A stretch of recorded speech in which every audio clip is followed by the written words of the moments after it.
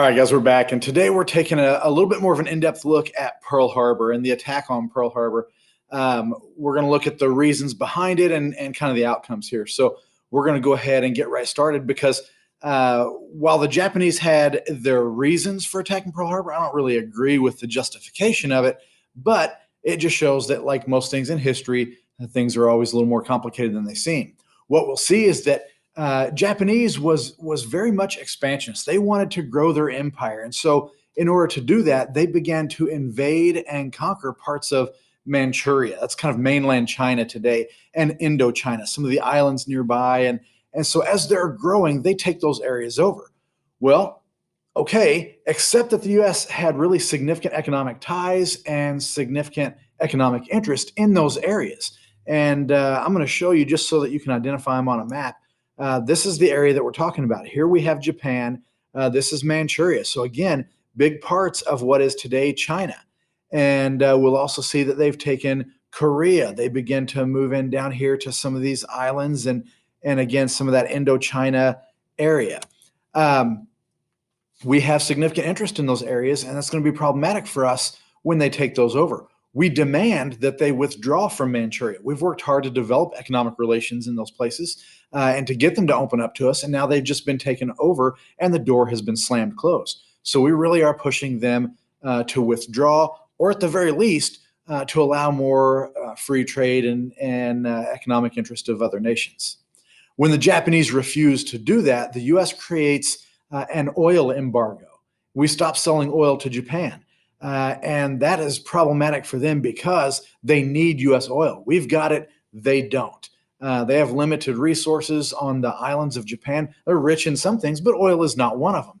And so we are not going to open that oil spigot back up to them unless they're willing to withdraw, which they're not willing to do. And here we see a political cartoon with U.S. oil, and Uncle Sam is kind of kinking the hose, putting a stop to the Japanese war machine. So this is going to try to really stand against that further expansion by the Japanese. So what we'll see is that they view us as having maybe acted first, somewhat of an act of war, not a physical act of war, but an economic act of war, that we are not going to sell them the things that they need, the oil that they need in order to continue to expand. So on the morning of December 7th, 1941, Japan launches a surprise attack on a U.S. naval base in Pearl Harbor. What we'll see is that the attack comes in two waves, and it completely catches American forces off guard. It was a beautiful, beautiful morning, as most of them are in Hawaii, right? The sun was shining. People were having a little bit of a sleep in or preparing for a day at the beach, but it was not a high alert type of situation. And here I'll zoom in so you can see the two waves are going to come from what is often considered kind of the backside of the island on the other side of the volcano. Most of the populated areas are over here.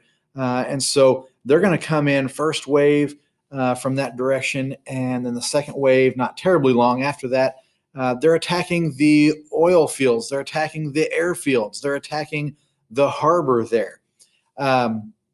So it really does catch most of the American forces completely off guard. There were some warning signs earlier, but it kind of gets lost in translation or lost in kind of this communication shuffle of the day. We had radar. We picked them up on radar, but radar was not widely accepted as a reliable source. And we knew we had an incoming flight of planes. We thought maybe that's what it was. So there were a lot of different things going on where maybe a few people suspected, maybe a few people had prior warning, but at the end of the day, that information didn't make it to the biggest part of our sailors and soldiers. So the Japanese are going to use bombers, they're going to use torpedo planes, they're going to use fighters, they're even going to use a handful of what they called midget submarines, very small submarines, and they were all launched from aircraft carriers. So they were able to come most of the way across the ocean using these large aircraft carriers and then launch this aerial attack. There you see pictured a couple of what we call the Japanese Zeros, these planes that with the rising sun symbol, that big red symbol on the side. Now, they do attack those airfields. They attack the ships who are at harbor. So they're anchored. They're not going to be real mobile there. And if you look at this diagram, they're all anchored at really, really close together. And so they made perfect sitting ducks. It was so easy to take these out, and fires would spread and explosions would cause more damage because they were in such close quarters. We have since learned a lesson or two from Pearl Harbor, and we no longer put our ships in this position. But this was safe harbor. It was a protected area. And so this really did take us unaware and cause massive, massive damage to our Pacific fleet, incredibly damaging to our fleet. So this is an image of a very famous image of one of the ships that was damaged.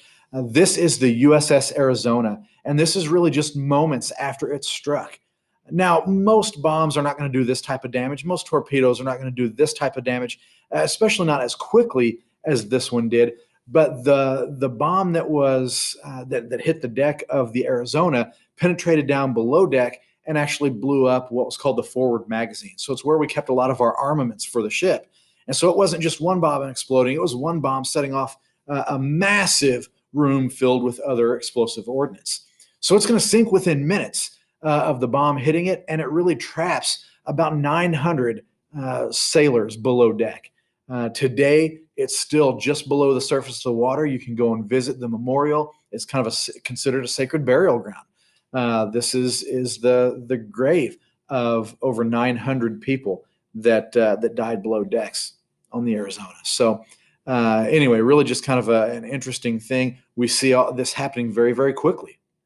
Now, this was a successful attack. As much as we hate to admit it, we have to face facts. The Japanese got the better of us on this day, largely because of the element of surprise. They were quick, and we were not prepared. And ultimately, it really does cripple our Navy. Does tremendous damage.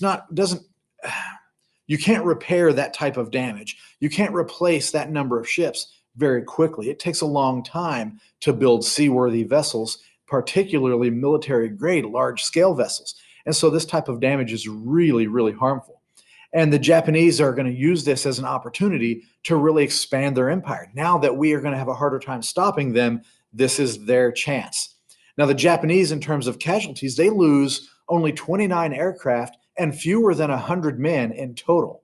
Whereas the United States, we're going to take a look here, we lose 188 planes. Now, they're attacking the airfields to prevent us from mounting a defense. We still had surface-to-air batteries, but without getting planes in the air, it's going to be very hard for us to have the aerial combat necessary to repel this attack. 188 planes lost, 18 different ships, including that were destroyed. Many, many more were damaged, but 18 that we lost completely, including 8 battleships, 3 cruisers, and 3 destroyers. So again, tremendous damage. And there we see one ship that has been destroyed. It's listing and fallen over on another.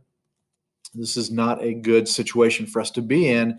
Now that's the ship and planes. We also lose over 2,300 servicemen. 68 civilians were killed in the attack, and then we had 1,000, just shy of 1,200 men who were wounded. That is a lot of casualties, especially a lot of casualties during a time of peace. We were not at war when this attack took place. So the saving grace of this whole deal is we had a series of aircraft carriers that were spared because they were out at sea. They were a little bit further out of range. The Japanese didn't know where they were. And so at the time of the attack, these were spared. That is the saving grace because it takes a much longer time to repair or replace aircraft carriers. The fact that they remained intact gave us some, although a diminished ability to kind of protect and patrol the seas, but it didn't take it away from us completely. So what we'll see is that we're going to have to go about repairing our badly damaged fleet, replacing those ships. And to be honest, because we're going to now be at war, it's not just about replacing the ones that we had. It's going to be about beefing up that Navy, having more ships, because we were not on war footing when this took place. And what we'll see is that in our state of disrepair, in we're kind of back on our heels after this, the Japanese, once again, are going to use this as an opportunity to really take over large parts of the Pacific, more of what is modern day China and Vietnam and Cambodia down here in these areas, as well as many of the Indonesian and Philippine islands. We see a lot of that kind of stuff is now going to be under Japanese control. They expand tremendously in the absence of an American power in the Pacific. So FDR is going to address the nation the very next day on December 8th. He gives his Day of Infamy speech that yesterday, December 7th, we were suddenly and deliberately attacked by the Empire of Japan. And he goes on to announce that we are currently at war. We've declared war against Japan for this terrible attack. And so this is one of those key speeches. It's very, very important. And he wastes absolutely no time in declaring war. And we're not necessarily up to speed. We don't have the forces that we need to wage such a large war, but we will. And so this is a big deal. What we'll see is that men around the country flock to recruiting station. My grandfather on my dad's side was one of them. He and a number of his brothers went immediately and volunteered for the Army.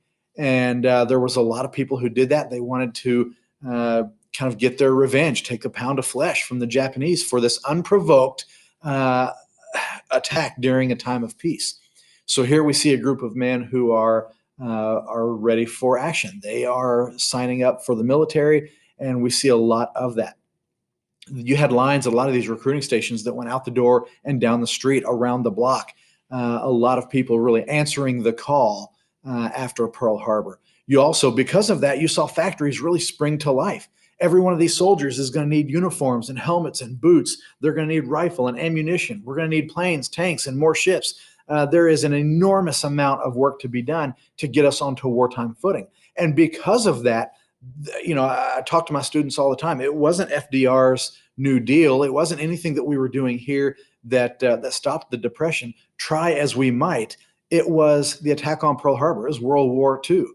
Because once we get involved in it, all of a sudden, Depression is over just like that. All of a sudden, if you want a job, you can have two. You want to join the military? That's great. You want to work in a factory in order to provide what the country's defenses are going to need? Even better. So this is a big turning point and brings us out of the Depression overnight. So what we'll see, this is Japanese Admiral Yamamoto. And he is very famously quoted and almost prophetically so, says that, and I'm going to zoom in here so you can see it well.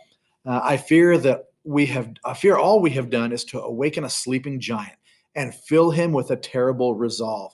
Yamamoto had actually lived in the United States for a time. He had seen our industrial capability, and he recognized, now he's following orders. He's doing what he's told, but he was very fearful. He felt like it was a mistake because he said, they're in a depression right now. If we do this, if they go to war with us, they will bring to bear the entire weight of the American industrial system. And he understood what it was capable of doing. And so that really is Pearl Harbor in a nutshell, really quickly, both the causes and then kind of the outcome. We're going to be at war with Japan, and Great Britain is going to join us in that war against Japan. Germany is going to declare a war on us because they were aligned with Japan.